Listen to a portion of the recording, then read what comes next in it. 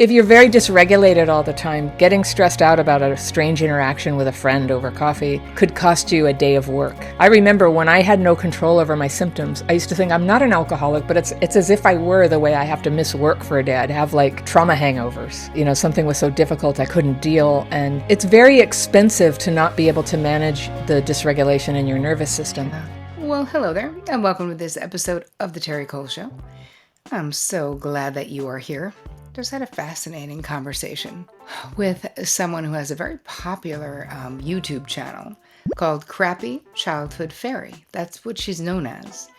So she has almost 1 million people on YouTube, and she is an expert on connection and disconnection. She's not a therapist, she's not a doctor.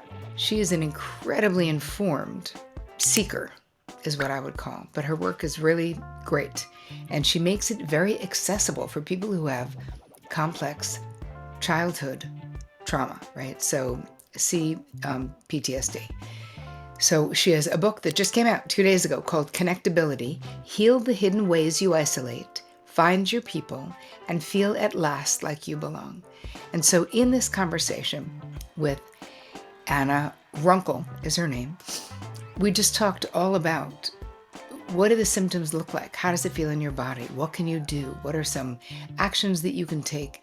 Just so, I don't know, I was enthralled with everything that she was talking about because I'm obsessed with connectability and relationships and relational patterns. And so it was actually just a great conversation of two people who are obsessed with basically the same thing.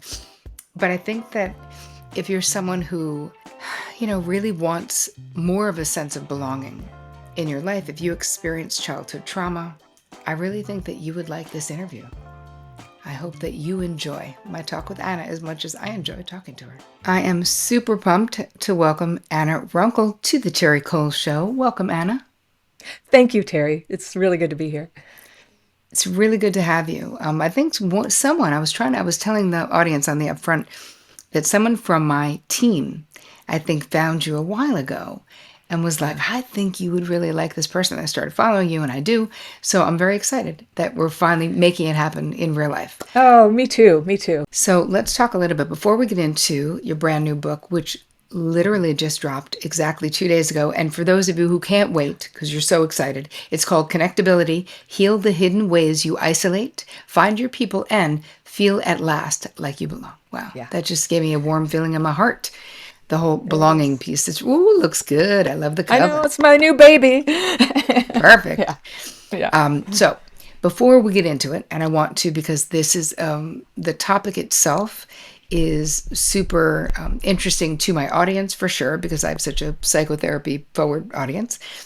And trauma is something I talk about all the time as well. So I love your very direct approach to it all. But we all do what we do for reasons, like in life. Like you ended up right here at this moment in time. You wrote this book. So if you were a Marvel movie character, what would your origin story be? Like what happened in your life that got you here? And then we'll get into the book. Well, I don't even have to be a Marvel character. My origin story is kind of an emotional rags to riches, I'd say. But I grew up in a commune in Berkeley in the late 60s and 70s. And a lot of people associate that with like peace and love. But in my family's case, it was drugs and alcohol and free love and not a lot of supervision of the kids. And so my family had a lot of the problems that you would have in an alcoholic family, with neglect, violence, poverty, and nobody really paying attention to whether the kids ate or came home. And so I had very typical symptoms of early trauma. But It's only recently that that's been recognized. Like, what is that? Which is kind of amazing. And you go on to talk about it, write about it. You've got an extremely popular YouTube channel, which I think is where I first saw you, where obviously what you're talking about and what you're offering, which really is a lot of solution-based, very accessible stuff that we can do to function better in the world, to feel better, is really resonating with people because you have, I don't know, 1 million people almost on your YouTube channel. Just about. It's a lot of people. Yeah. So let's get into, why did you write this book, Connectability? Why now? And why this book? Well, this is a deeper dive into the topic of disconnection, which I explored in my book from last year called Reregulated. Now, I'm not a therapist. I'm in fact somebody who didn't benefit from talk therapy. I did it for years. I kind of kept getting worse, and then I discovered, this is 30 years ago, there was very little understanding of what is complex PTSD. There was no name for it. The concept of dysregulation, it wasn't even a thing, for people with trauma. But I had all the classic symptoms of complex PTSD, and I was very dysregulated. And So talk a little bit about the symptoms for people who don't know, please. yeah. So complex PTSD is the kind that comes from chronic, ongoing, intense stress, often during childhood. Not always. It could be from later. Sure. Mine was from childhood. And then I sort of ended up re-traumatizing myself. So it was compounding all through my 20s. And the common symptoms are, well, there's a lot that are sort of well known, which is depression, anxiety, troubled relationships. It really came out. It came out maybe in the 90s, but it started becoming well known with Bessel van der Kolk's book, The Body Keeps the Score, about 12 years ago, that there's so much more to it than that. It changes your immune system. It changes your vital signs. It changes your hormones. It's strongly correlated with heart disease, cancer, diabetes, dementia, learning disabilities. Yep. There's a lot of things that go on when you're carrying around this neurological injury from trauma that some you can feel, most you can't. I can't tell when my blood capillaries are working properly. I don't notice that. I just might notice the wounds that don't heal downstream from that. But what I can feel is discombobulated, emotionally dysregulated. People are very focused on emotional dysregulation because that's the symptom that really hurts other people and is very visible. People lashing out or freaking out or running away from a close relationship the second it gets tough. Yeah. That's emotional dysregulation. But there's also this like hand coordination. Your handwriting changes when you're dysregulated. It's hard to focus. It's hard to sleep on schedule. Body cycles, like when you go into puberty or get your period or go into menopause, can be really changed. The whole timeline can change because the nervous system is dysregulated. So everybody gets dysregulated a little bit, everybody. Sure. And traumatized people get dysregulated a lot more than everybody. And it's harder to get back out of it. So my life's work has been about learning. I knew how to treat my dysregulation before I knew the word for it. And when I got the word for it, that's when Crappy Childhood Fairy sort of was born. Right. I was like, I know what this is. And I've got something that helps. So when you know how to re-regulate, everything changes. All the trauma-driven problems that follow living your life dysregulated, the terrible relationships, the strange broken red flag detector decisions, and the feeling really stuck in a bad situation, like you can't leave because the abandonment trigger would be so much it feels like worth any amount of suffering to avoid that feeling. So the trauma bonding. What a trap it is. And it wasn't well understood. And so when I started my channel, I could really name 3 areas that, in my experience, were very much affected in life by having childhood trauma. And one was you're dysregulated a lot. You feel disconnected from other people in a way that other people don't. Right. And then you have self-defeating behaviors. And there's some very common ones for people who are traumatized. They're human problems, but they're so much more common. And there are things like black and white thinking, attraction to unavailable people romantically, addictions, of course, a propensity for conflict. So there are quite a few of those. So my healing came about by focusing on those 3 things: learning how to get my head and focus back together, learning to connect with people. And I want to say reconnect, but I don't think it was ever quite there. I think the amount of neglect I had as a kid, I didn't develop fully at the right age on how to feel connected with other people. But I do feel like I've been able to develop that. So you never know. You never know. Kind of like earned attachment. Oh, I don't know what that word is really. It's basically learning, like you overcoming, you changing, right? You using these tools to be able to connect more in your life. Because I know you're married, you have children, right? Yeah. I have a jillion friends, and everything has very much changed for me. Yeah. But I used to feel really alienated from people, and I faked it. I was a good faker. And I feel like as a young woman, if you're pretty, you can kind of like not feel connected and you still have people around you for a while. Right. But I found that as I got older, that didn't automatically happen.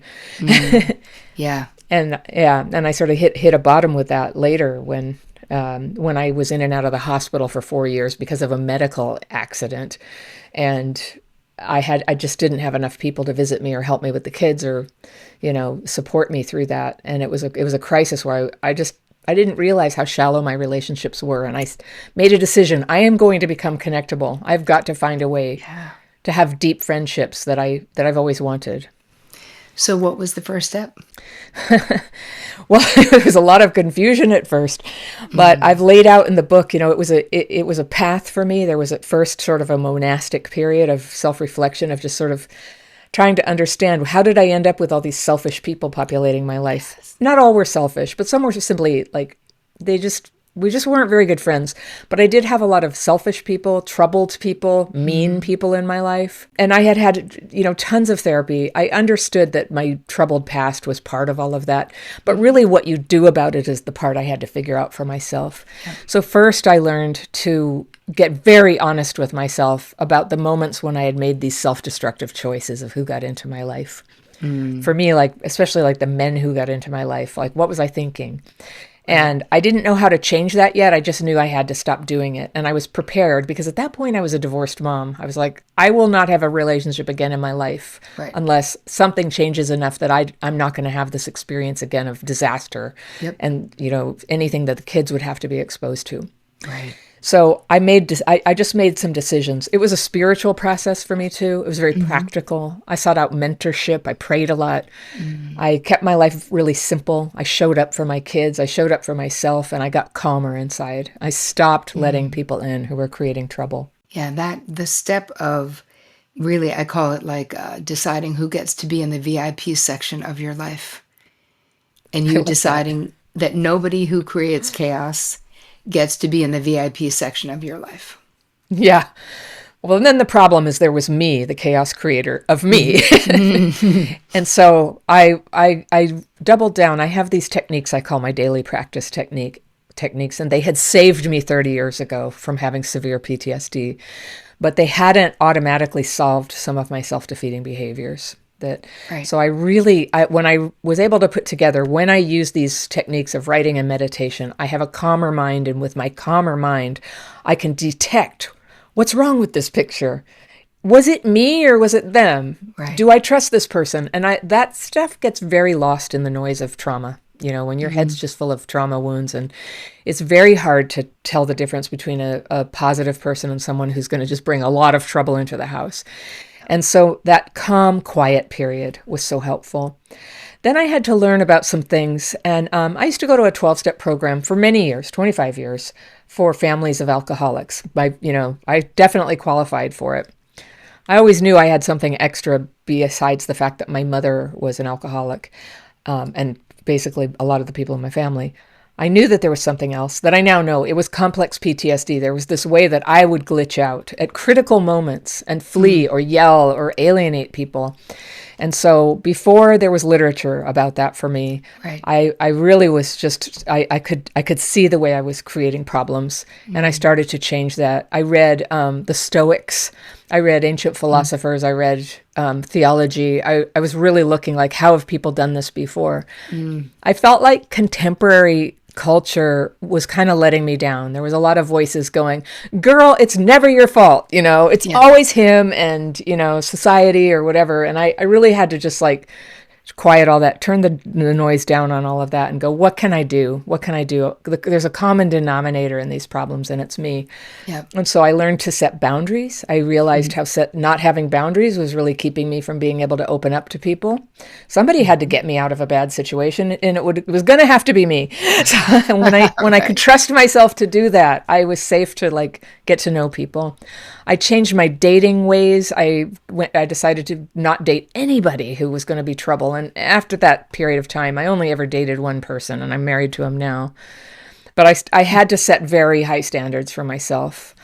And I needed to get my perception back. I couldn't understand, why do I keep making the same mistake over and over again? Why do I end up with these like jerks in my life and people who, are happy to come to my parties, but they won't like pick up a meal for me when I've just come home from the hospital. Right. Yeah. And it was a lot of that. And the common denominator was me. And so, I don't think there's a quick fix for that. It has to do with like coming back into yourself where you're sensitive again. You can read reality, and to read reality requires facing reality. And I think reality had been a little bit too much for me for a lot of my earlier life. Mistakes, it felt like self-criticism to have to admit mistakes I'd made. And I thought, if there's any more criticism, I feel like I'll just like break. Right. But I got stronger. To where I could sort of look at myself and say that was like not a good decision, and that the way that I talked to that person. So I went around and with people I wanted in my life, I apologized. I tried to repair relationships if I could, and sometimes it succeeded and sometimes it didn't. But even if it didn't, my dignity was back. Right. And I started feeling braver about connecting with people. So it was a lot of changing the process within. And then there's the challenge. Who are my people anyway? And because I'd been like sort of masking what I really felt and thought for so long and trying to hide like trouble at home in my first marriage and things like that, I'd gotten a little out of touch with who I was, and I was never honest about who I was. And if people don't know who you are, your people can't find you. They can't find you. Yep. So all of these things were sort of going forward at the same time, and it was messy, and it was inconsistent, and it was, I wasn't sure it was going anywhere. And then it's kind of like when you climb a mountain and you're halfway up and you look around and you go, oh goodness, look, we've gained 800 feet here. Very good. Yeah. Not at the top yet. And it's encouraging. Things start to get better. Because if you're connecting with people, you can grow as a person. If you're not connecting with people, your growth is going to be stunted. Yeah, that's actually such a great point, and I never really heard it put that way. I just put out something today or yesterday talking about the cost of love, like real love. And it's like, and I don't mean like abuse or putting up with bullshit. I mean, love requires you to grow. Like it asks you to stretch outside of your comfort zone. So that's actually so true. When you're not really connected, like real connection is the thing that it's an expander in our lives, and superficial connections are not. Yeah. The concept of expansion is so lovely to me, because when you have active trauma wounds and you don't know what to do with them, you have to keep your life very limited and small. And so it's like you play small in every department. And it's very sad, because you know that you're meant for more. You know that you're capable of more. So and say more about why. Say more about why for you. Well, people are stressful. That's just a fact. Hanging out with people, there's going to be stress. Sometimes they're going to put you off or offend you or appear to be rejecting you or actually rejecting you. And so it's stressful. And if you're very dysregulated all the time, getting stressed out about a strange interaction with a friend over coffee could cost you a day of work. I remember when I had no control over my symptoms, I used to think I'm not an alcoholic, but it's as if I were, the way I have to miss work for a day. I'd have like trauma hangovers. And just, something was so difficult I couldn't deal. And so, it's very expensive to not be able to manage the dysregulation in your nervous system. You have to avoid certain jobs. You have to avoid certain people, certain streets, certain holidays, just like everything. You have to keep everything small. And then relationships tend to take place more in the realm of fantasy and idealizing than actual relationships, which are very triggering. If you want to find out what your triggers are, try romance. And so when you can learn to re-regulate, then you can start to trust yourself. Well, I could go on a date. I could go on a job interview. I could take a walk. I can just go out there and try things. Your life can start to get bigger again, because if things get a little hectic in here, I know what to do. And if I offend people, I know what to do. I can apologize. And if I need to get out of there, I know what to do. Right. And that's safety. That is safety. Yes, and that's exactly what I was going to say, Anna. I was going to say that all of this stuff, in my mind, it goes to a level of self-protection. Like when you were talking about life getting small, when you're actively still traumatized, that it was about protection. Like I need to protect myself from these triggering or activating experiences, people, emotions, whatever it is. Makes your life small. That the skills that you've learned and that you teach others, you're like a fellow traveler. And I appreciated in your bio, it said, you're not a psychotherapist and you're not a doctor, but you are an incredibly well-informed and well-researched thriver. Right.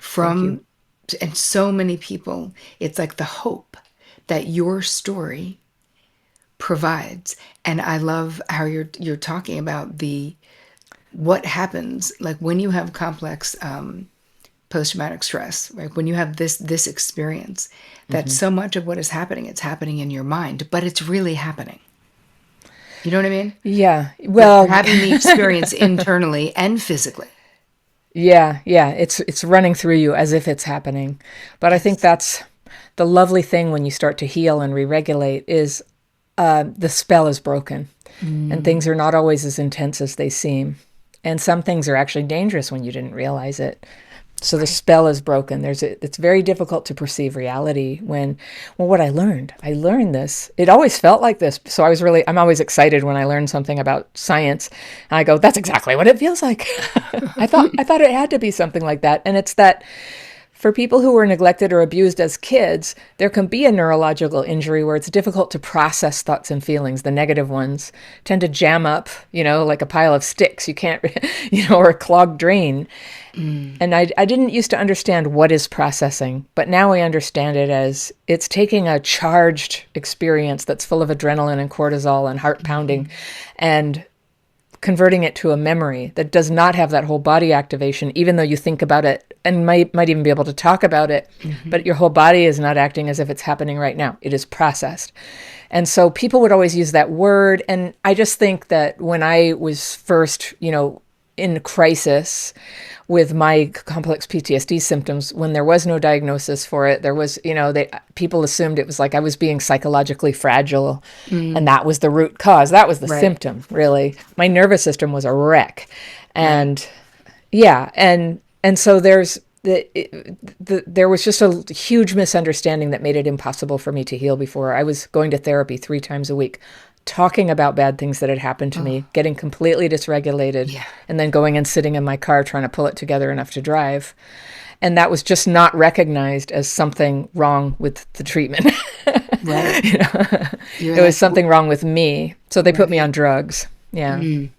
Which also didn't help. Yeah. And when you're talking about when you were first doing this work 30 some years ago or whatever it was, there wasn't the same vernacular that we have now. We weren't talking about somatic processing in the same way. We weren't talking about, nobody was talking about complex PTSD then. I mean, it really wasn't a thing that people were talking about. So how frustrating and sort of depressing, I imagine that it was at times for you, where you're doing all the fucking work and still like, why is it not getting better?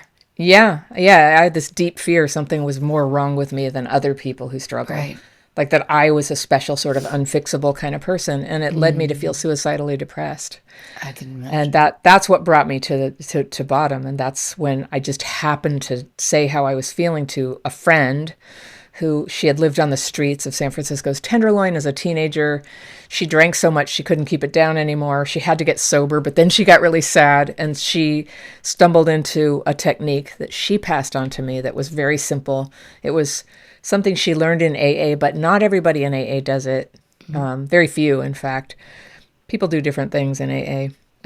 But this was a way of writing your fearful and resentful thoughts on paper as often as needed. And I remember her telling me, she goes, well, I don't know, you're not an alcoholic, but you could try this. And I said, how often do you do it? And she said, well, I was told, do it like you drank, as needed. And she said, like all the time. And so I was like, for me, she said, do it like you you feel just completely freaked out. I was freaked out all the time. My inner state, if I were to give it a voice, it would be like, all the time, all the time. It was like relentless, and I couldn't take it.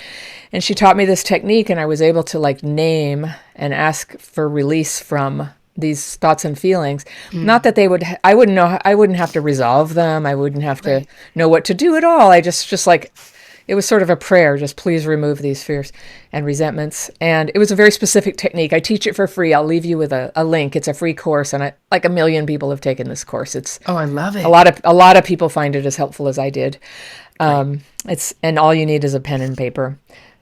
But it's Amazing. I did it twice a day. She told me to go learn to meditate, and doing this, my mind settled down. And you may know, I didn't mention this yet, but what was happening at that time was I had been attacked on the street. I had been the victim of a random violent assault with broken face bones and things. And it was very serious. And I had PTSD, which nowadays would almost be like a foregone conclusion, for somebody who lived through something like that and just Right. couldn't pull it together afterwards. I couldn't sleep. I was freaking. I was all the time. Right, right. That would be pretty quickly tagged as like, ooh, looks like PTSD. Yeah, you But would think. that was not a concept back then. That was for soldiers. And Right. so it was just talk about it, take some benzos. And it brought me down pretty bad. So writing and meditating, within 2 weeks, I think I didn't have PTSD symptoms anymore. I also wasn't suicidally depressed anymore, ever again. And within 6 months, I was well on my way to being able to solve life problems that had just, I mean, I had so many life problems: money, men, Yeah, yeah, housemates, you name it, work, everything was a wreck. And I was on the verge of, getting fired and yeah. abandoned most friends had left me. All of that, I was able to just completely reverse it.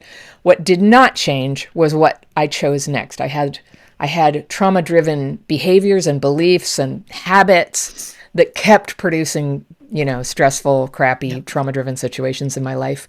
So that's what took years to do. And I feel like that's a lifelong process, is learning how to change that, how to free yourself from all those negative traps of growing up that way. Yes. And the repeating, you'd think of, Freud talks about repetition compulsion, Yeah. that, and Christine Obao talks about we repeat what we do not repair. And it's like there's something about that is so compelling Yeah. that until you decided, okay, I'd rather be alone, like for good, than repeating another bad relationship or another relationship Yeah. that's going to traumatize kids or whatever it is. But Yeah. that strength that you found within yourself, Yeah. right, is Yeah. something that is so inspiring. Yeah. I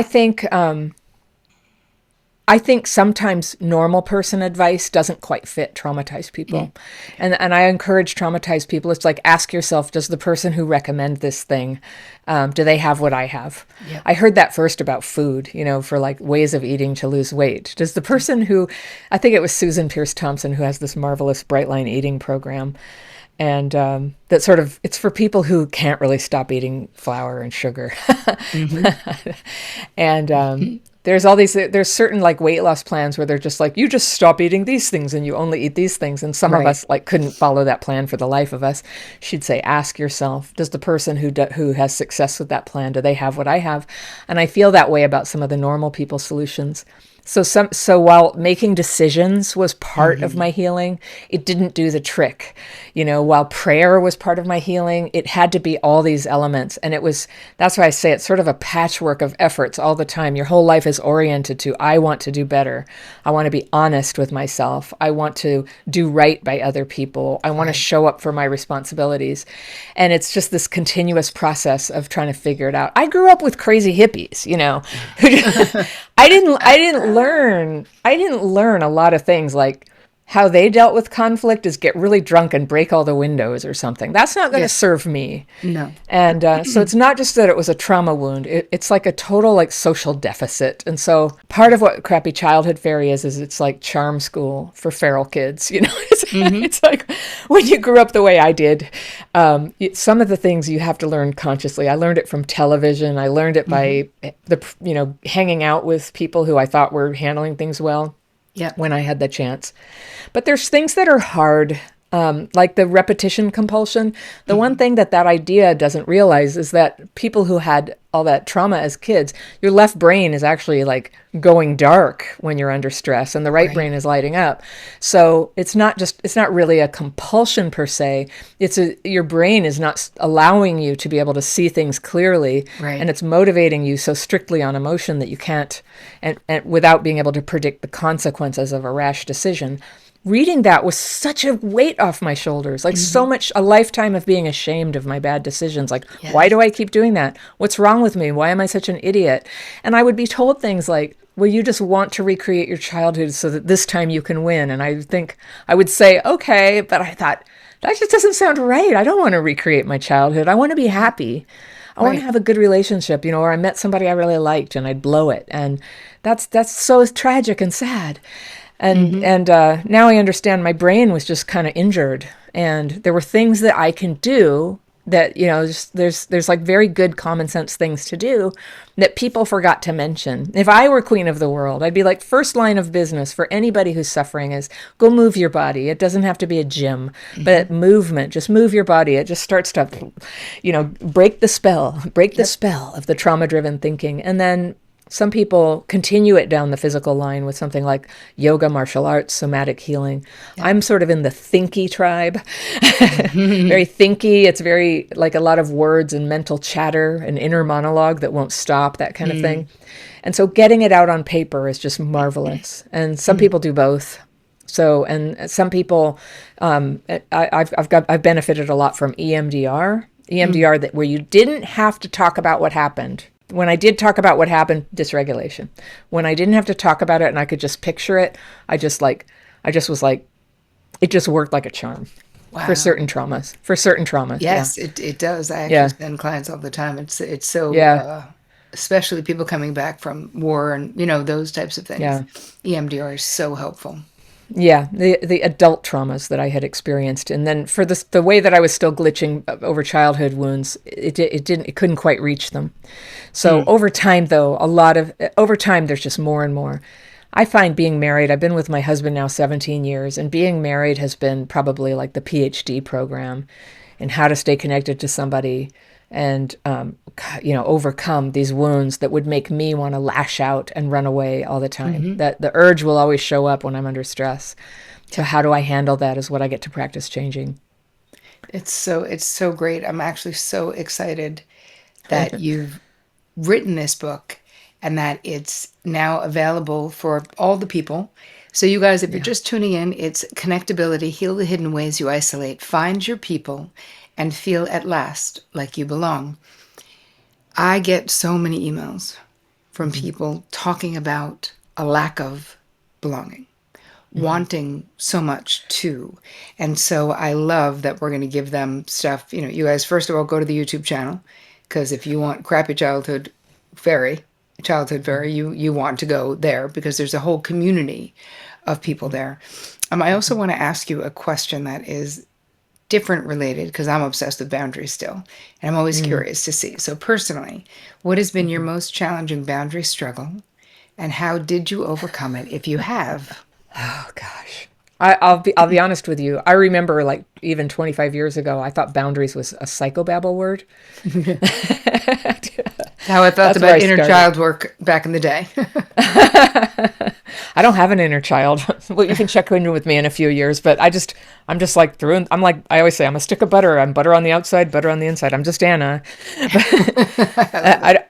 I totally appreciate how much it helps people, but I'm always just like, I don't get it.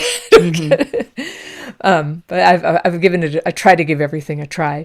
But the biggest boundary struggle for me, I don't even know where to start. I'll tell you where I would lose it is around family of origin.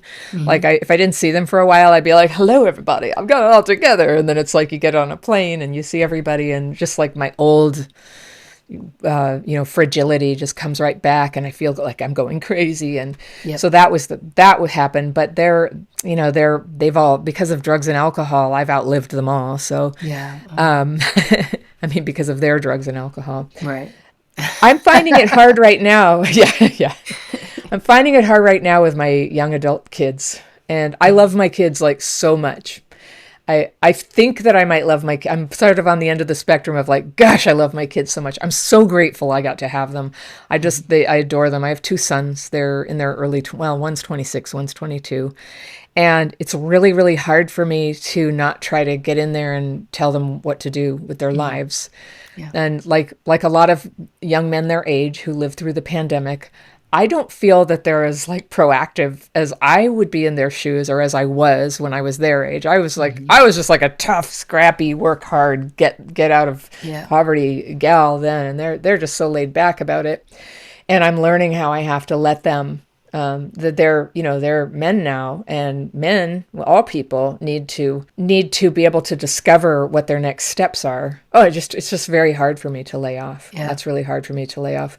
And then the other thing that is hard for me is I'm a public figure, and that means people can trash me online, and they do sometimes, occasionally. Mostly, I mean, the ratio of like loving comments to nasty comments, it's just like, it's no comparison. But of course, I'm a sensitive person. And so people will say mean things. So I lead these very large free calls to teach people my daily practice a couple times a month. And hundreds of people come. And I've been doing this, I do it, I get, what is twice a month? So that's 24 calls a year. They go for 2 hours. They're the highlight of my life. I pour my soul into them. And so yesterday I was on a call, and these lovely people come from all over the world, and it's so uplifting, and I love it. And I didn't have a moderator, so I was looking in the chat and talking, and I was looking in the chat, and 2 people were just going off complaining about me as a person and saying the way that I answer people's questions is all wrong. And I just, they were doing that. And at first I was just like, well, whatever.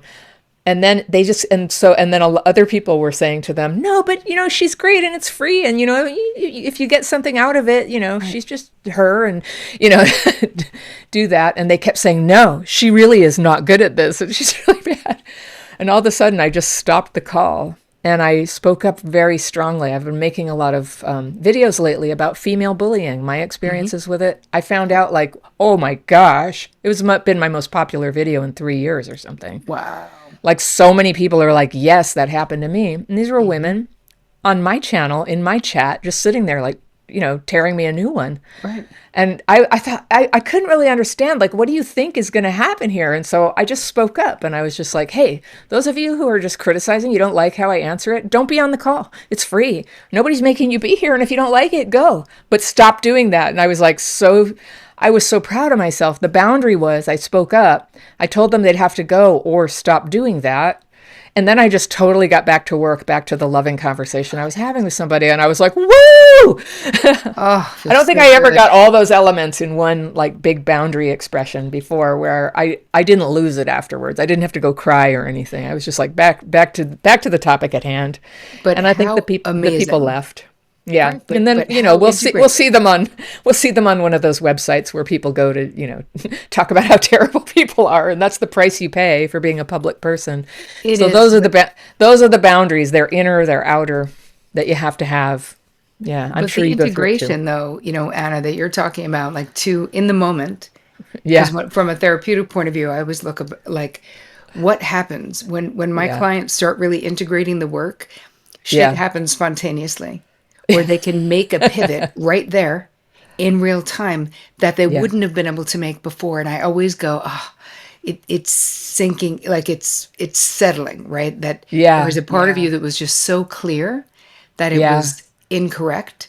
And you don't need it. This is free. Get out. Like that's okay. But it feels good, right? To be able to do it in the moment. Well, and people are quick to say, you got to stand up for yourself. You got to love for yourself. But what really helps is if you have a whole history of really taking all the little steps on your own behalf and clearing up the mistakes you've made so that you have confidence. Yes. I'm about to just like say what I think here, and it's not a planned speech. I'm going to say what I think, and I trust myself. It's going to be appropriate. It's not going to hurt all the other people on the call. Right. And everybody was like, yay. It was like when they drag somebody off a plane on those videos. Sometimes and everybody's like, yeah. Woohoo! It was Oh, like that. And it was, this is so good. and I got this positive feedback of thank you for role modeling a boundary. And I was just like so grateful. Like, who'd have ever thought me, you know, would get thanked on a Amazing. big call for having a boundary? That's right. Psychobabble as it is. I love it. You guys, the book, Yeah. you want to go and get it. It is available right this very second in your life. Connectability, heal the hidden ways you isolate, find your people and feel at last Yeah. like you belong. Where can people find you if they want to? They can go join your community on YouTube. Tell us Yeah. all the things. Yeah, and YouTube, it's Crappy Childhood Fairy, and it's the same name for my website where you can find my membership, my courses, my workshops, my retreats, and webinars, and just good things all around coaching. Great. And what is the link Yeah. where people can, you said you were going to give them something they could do? Yes, it's called The Daily Practice, and if you haven't found it on my website already, I'm going to give you a link. You can maybe put it in your show notes. I will do. Okay. Yeah. I just want to make sure Joyce knows. All right. Well, this was such a pleasure. Thank you so much. Yeah, thank you. Congratulations on your book. Thank I you so cannot wait much. to finish it. Thank you so much. Yeah, thanks. Bye.